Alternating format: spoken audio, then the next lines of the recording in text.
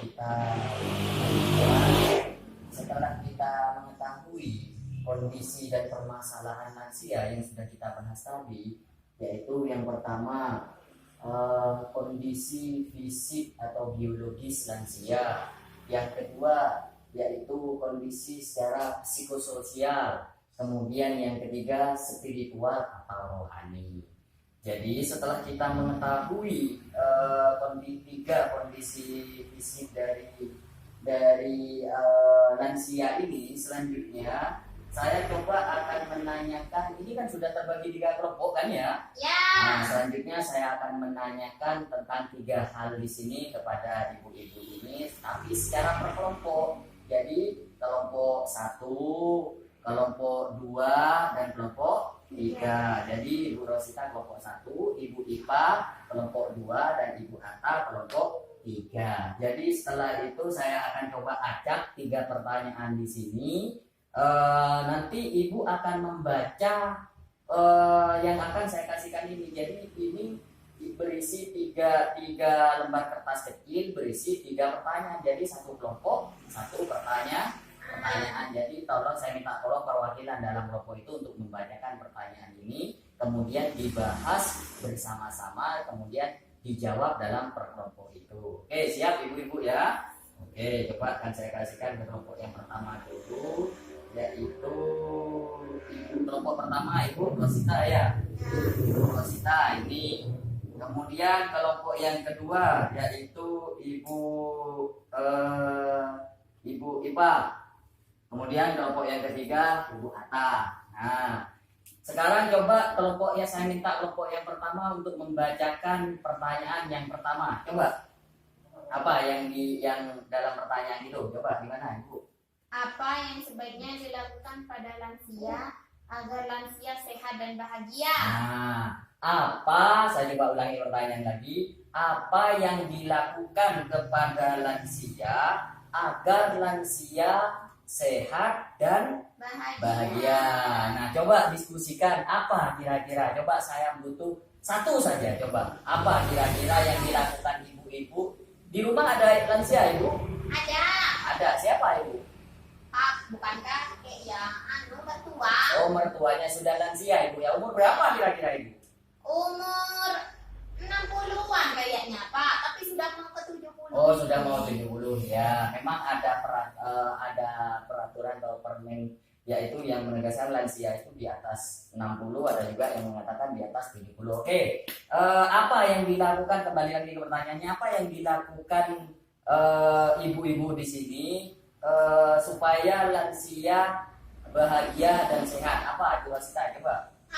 Pak, saya kasih kesempatan untuk mandiri. Jadi misal ya Pak ya, saya kasih kesempatan untuk lansia itu menunjukkan kemampuannya itu, misal dia pengen noko gitu ya, tidak apa-apa Pak, cuman jangan terlalu berat, jangan sampai sore gitu.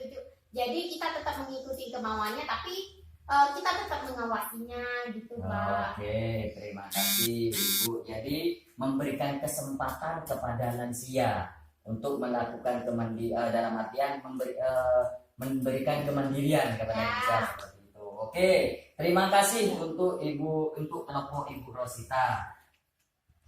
Selanjutnya kelompok yang kedua, coba Ibu Atta. Coba bacakan apa pertanyaan yang sudah didapat oleh kelompok Ibu Atta. Coba. Hal-hal apa yang tidak boleh dilakukan pada lansia? Hal-hal apa yang tidak boleh dilakukan kepada lansia? Berarti kebalikan dari pertanyaan dari Bu Rosita kan, seperti itu kan? Kalau pertanyaan ke Ibu Rosita tadi, apa yang harus dilakukan kepada lansia supaya agar lansia bahagia dan sehat? Nah, pertanyaan dari kelompok Ibu Atta di sini, untuk kelompok Ibu Atta di sini adalah kebalikan dari pertanyaan tadi, yaitu apa yang hal-hal apa yang harus dihindari atau yang tidak boleh dilakukan kepada lansia, kan seperti itu Ibu Atta. Nah, coba saya tanya ke Ibu Atta dulu. Ibu Atta ada lansia di rumah? Ada Pak. Ada. Siapa Ibu Atta? Apanya Ibu Atta? Ibunya Ibu Atta. Oh, sudah lansia ya? Ya, sudah. Umur berapa kira-kira? Masih ingat Ibu Atta? Kira-kira umur berapa lansia ibunya? 80. Masih sehat Ibu Atta? Masih sehat ya? Iya. Alhamdulillah. Ya, jadi kembali lagi ke pertanyaannya. Pertanyaan tadi yaitu hal apa yang tidak boleh dilakukan kepada lansia? Coba Ibu Ata diskusikan kira-kira apa jawabannya. Menurut Ibu Ata satu saja apa yang tidak boleh dilakukan? Tidak boleh marah-marah pada lansia dan tidak boleh membuat tersinggung. Tidak boleh marah-marah dan mudah tersinggung. Iya. Maksudnya Jangan bagaimana? membuat lansia tersinggung. Jangan membuat lansia tersinggung dan dalam merawat tidak boleh Marah. marah-marah. Oke, bagus sekali jawaban Ibu Tata. Untuk yang terakhir ke kelompok yang ketiga, Ibu Ipa, coba minta tolong Ibu Rosita untuk membacakan pertanyaan dari kelompok Ibu Ipa. Bagaimana menghadapi lansia yang sulit perilakunya?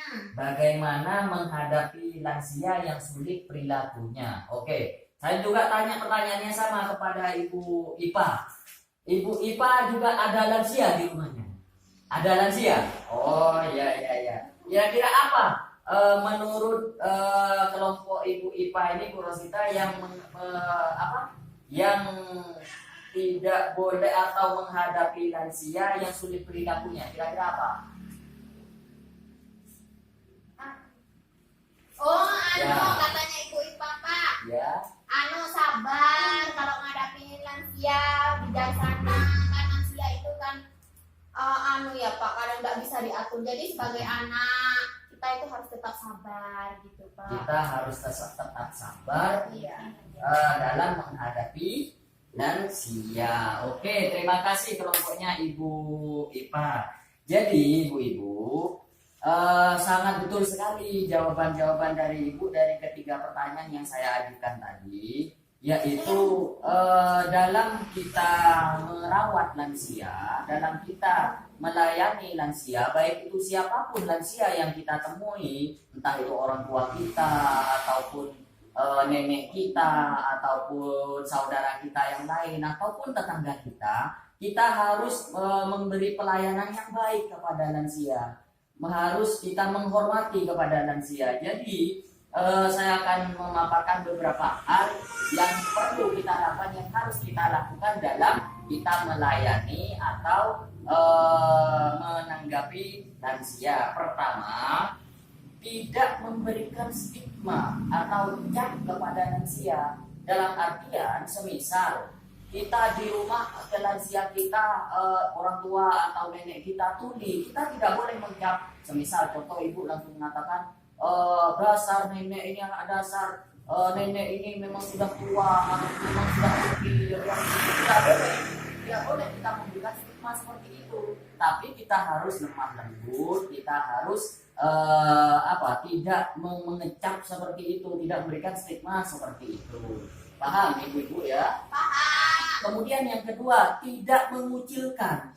Dalam artian menghindari sikap sensitif, misalnya seperti yang sudah disampaikan oleh Ibu Ata tadi. Jadi tidak mudah tersinggung atau kita juga mudah marah-marah dalam melayani, dalam merawat ibu lansia. Contoh, lansia kita yang di rumah atau nenek kita atau ibu kita semisal melakukan sebuah kesalahan, contoh memecahkan piringnya ataupun memecahkan gelas minumannya, semisal kita tidak boleh langsung menghakimi, oh dasar nenek ini, dasar memang sudah tua, memecahkan barang saja, jangan. Jadi kita tidak boleh marah-marah seperti itu. Jadi kita harus penuh kesabaran, kita harus bisa menerima kondisi lansia bahwa lansia memang sudah seperti itu. Itu yang kedua. Kemudian yang ketiga, kita tidak membesar-besarkan masalah. Kita tidak seperti contoh seperti yang sudah saya sampaikan barusan, membesar-besarkan masalah. Kita orang tua kita atau lansia kita melakukan sebuah kesalahan atau mempunyai masalah, ataupun kita kadang melakukan, orang tua kita melakukan seperti yang saya contohkan tadi. Jadi kita tidak boleh marah-marah, kita harus bisa menerima, kita tidak membesar-besarkan masalah. Jadi seperti itu. Kemudian yang keempat, yaitu menghindari sikap belas kasihan yang berlebihan. Jadi sekalipun saya tadi menganjurkan untuk ibu mempunyai belas kasihan ataupun mempunyai sifat dalam merawat lansia harus kita penuh kesabaran, penuh kasih sayang, tapi juga tidak berlebihan dalam memberikan kasih sayang tersebut. Jadi kesannya orang tua tidak merasa dimanjakan, lansia itu tidak merasa kita menganggap sebagai anak-anak kepada lansia tersebut.